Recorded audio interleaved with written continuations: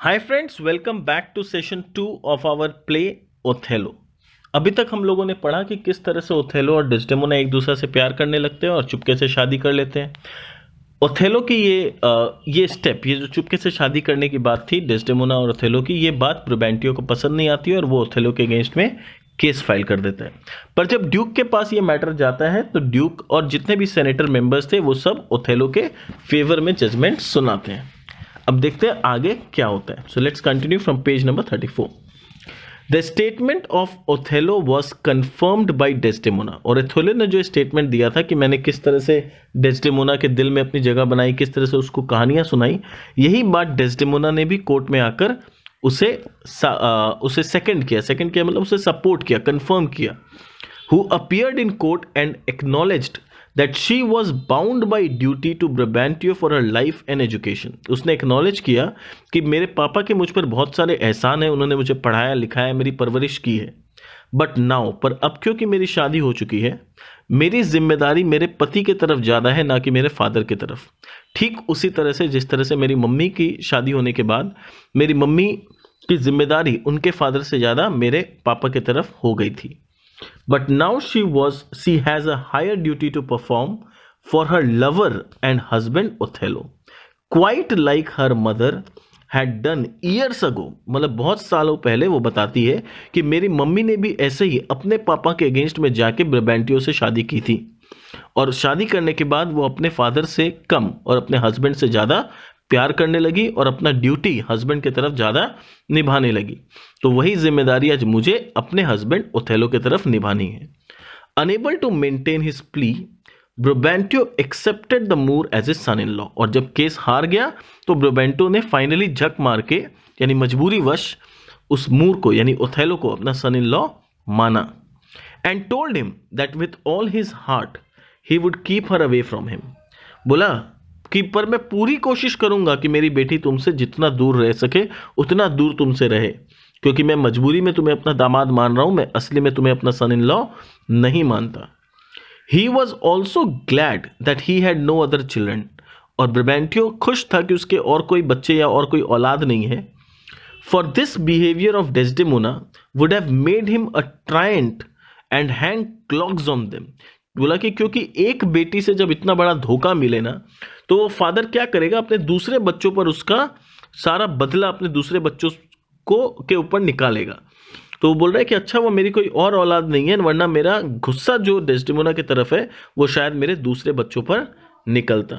ही even warned Othello. और उसने जाते जाते ओथेलो को वॉर्न किया about Desdemona that who had deceived her father might also deceive him. बोला कि जो लड़की अपने फादर को धोखा दे सकती है वो अपने हस्बैंड को नहीं देगी, इसका कोई गारंटी है, इसलिए तुम ध्यान रखना।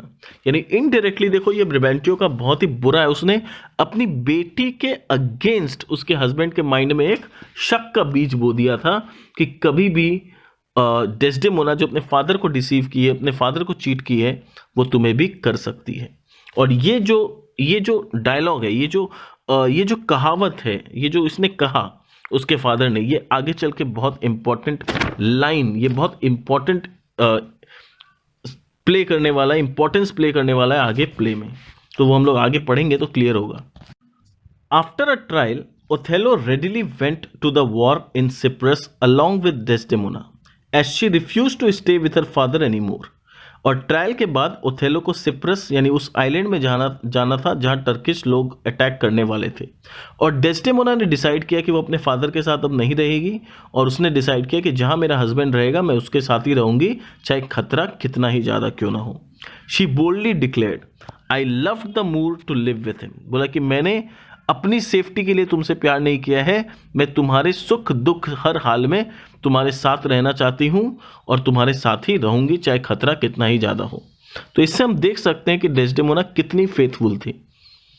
सो the newly married couple set sails for Cyprus. तो न्यूली मैरिड कपल ने तैयारी कर ली सेल के लिए। कहाँ जा रहे हैं वो लोग? सिप्रस नाम के आइलैंड में। But as soon as they landed in the Cyprus, पर जैसे ही वो सिप्रस पे लैंड किए एक खुशखबरी उनका वेट कर रही थी। क्या थी खुशखबरी?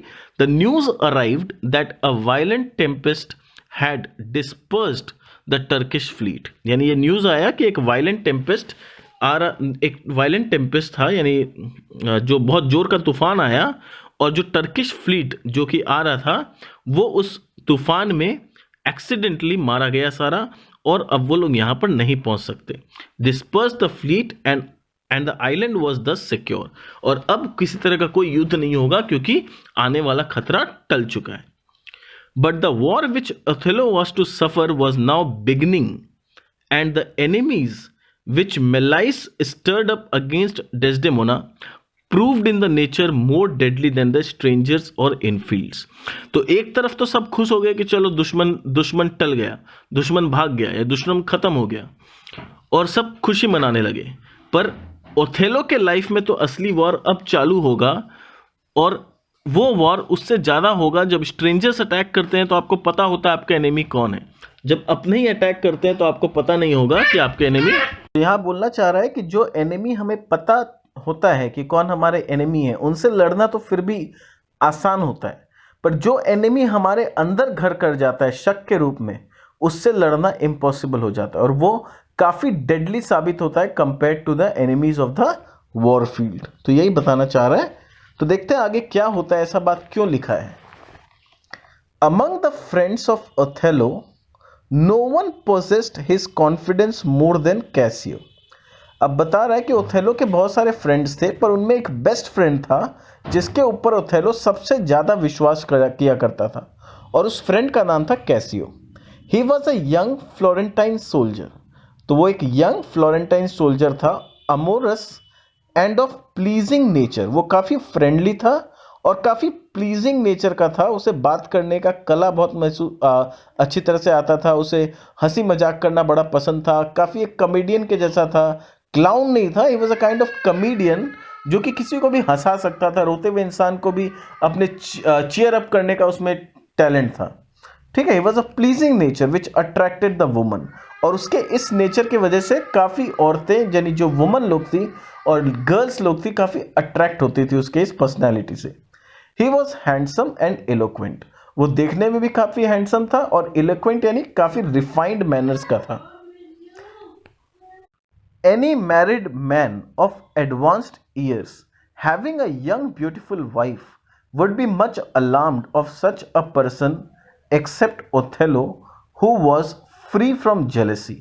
अब बता रहा है कि कैजियो का जिस तरह का नेचर था, जिस तरह का प्लीजिंग पर्सनैलिटी था, जितना अट्रैक्टिवनेस था कैजियो में, कोई भी यंग पर्सन जिसकी एक यंग और ब्यूटीफुल वाइफ हो, वो काफ़ी सस्पिशियस होगा कैजियो को लेके कि कहीं उसकी वाइफ उसे छोड़ के कैजियो की बातों से इंप्रेस होकर उससे तो प्यार नहीं करने लगेगी। तो लोग अपनी ब्यूटीफुल वाइफ को जनरली कैजियो से दूर रखना प्रिफर करेंगे, to be safe and secured. यानी वो लोग इनसिक्योर्ड महसूस होंगे कैजियो के प्रेजेंस में अपनी वाइफ को लेकर। पर ओथेलो कैजियो पे पूरा विश्वास करता था, कैजियो उसका बेस्ट फ्रेंड की जैसा था, और ओथेलो के मन में अपनी वाइफ को लेके किसी भी तरह का कोई जेलसी भी नहीं था।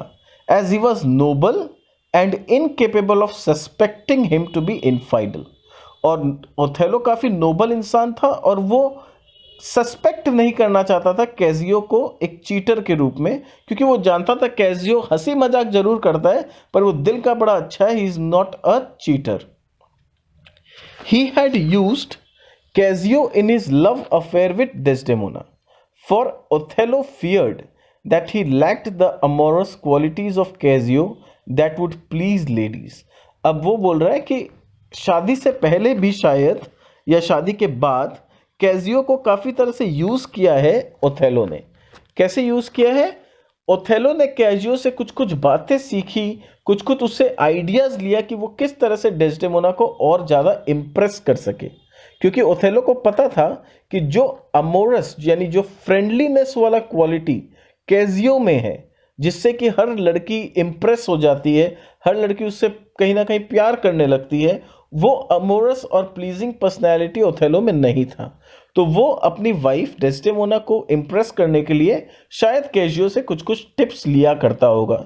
इसलिए कह रहा है कि Cassio in his love affair with Desdemona, and he used Cassio in his love affair with Desdemona, for Othello feared that he lacked the amorous qualities of Cassio that would please ladies, and so would often depute Cassio to court for him, और कई बार ऐसा होता था कि वो अपने जगह पर कैजियो को डिप्यूट करता था अपने दिल का बात डेस्डेमोना को कहने के लिए, क्योंकि ओथेलो को शायद उतना आर्टिस्टिकली या रोमांटिकली अपनी बातों को कहना नहीं आता होगा, इसलिए वो काफ़ी बार कैजियो को बोलता था कि मेरे बदले तुम मेरी तरफ से ऐसा ऐसा बात बोलो।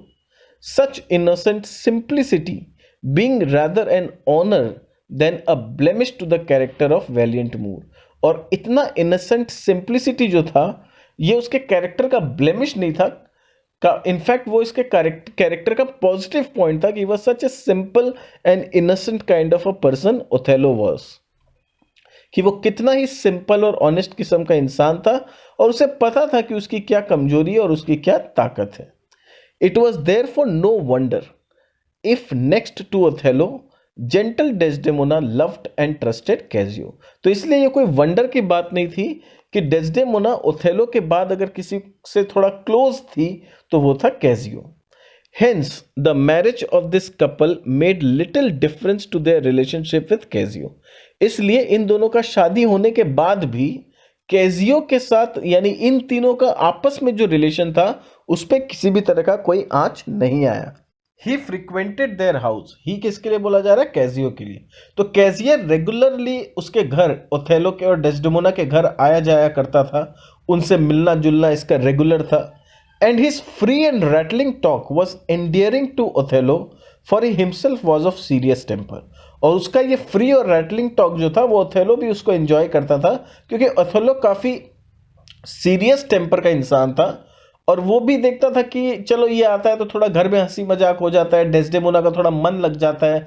आफ्टर ऑल डेस्डेमोना का मेरे अलावा है ही कौन, ठीक है, वो अपने फादर से भी दूर हो गई है, फादर से रिश्ता तोड़ के उसके साथ आई है, तो चलो इसी बहाने वो थोड़ा एंजॉय कर लेती है।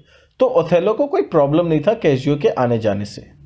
Othello had of late promoted Cassio to the rank of lieutenant, और क्योंकि कैजियो से इतना अच्छा उसका रिलेशनशिप हो गया था तो कहीं ना कहीं उसने कैजियो के फ्यूचर के बारे में भी अच्छा सोचा और कैजियो को लेफ्टिनेंट के रैंक पे पोस्ट कर दिया।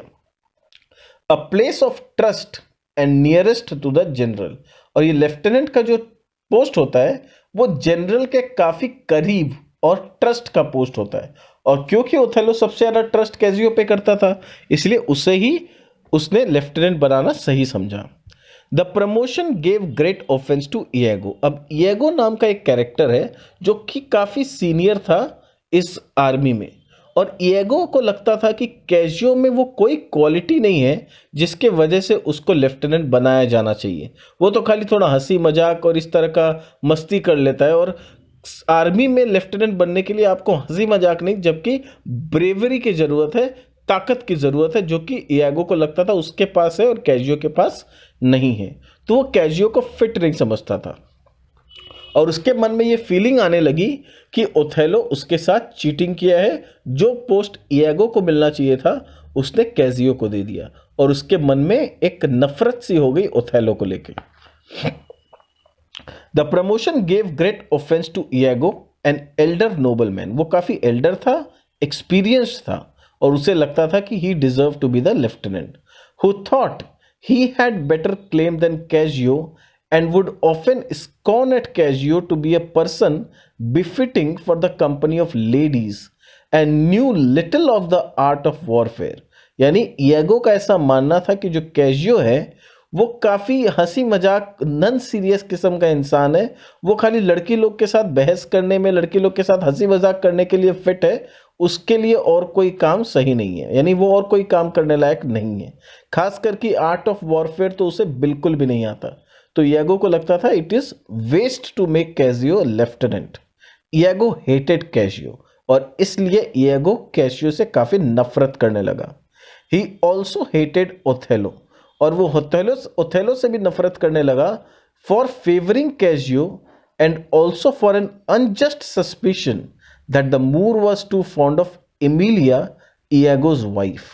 और दो कारण था क्यों इएगो ओथेलो से नफरत करता था।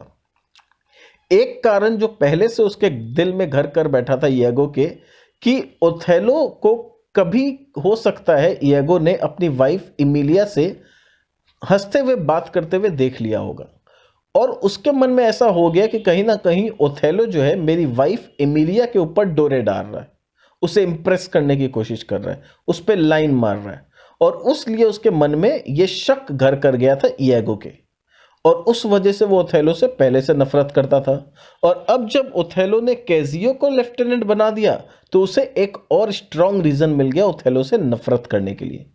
फ्रॉम दीज इमेजिनरी प्रोवोकेशंस, और ये सारे प्रोवोकेशन इमेजिनरी थे, Iago conceived a scheme of revenge. तो इएगो ने अपने दिमाग में एक षड्यंत्र रचा दोनों से बदला लेने के लिए, कैजियो से एज वेल एज ओथेलो से, that would involve Cassio, Othello and Desdemona in one common ring. और उसमें ऐसा प्लान बनाया जिससे कैजियो, ओथेलो और डेस्डेमोना सब एक साथ अपना डिस्ट्रक्शन के करीब चले जाएं। ठीक है, तो उसने क्या स्कीम बनाया और आगे क्या होगा ये हमारे नेक्स्ट सेशन में हम कंटिन्यू करेंगे। Thank you for listening to the audio. मिलते हैं हमारे नेक्स्ट सेशन में।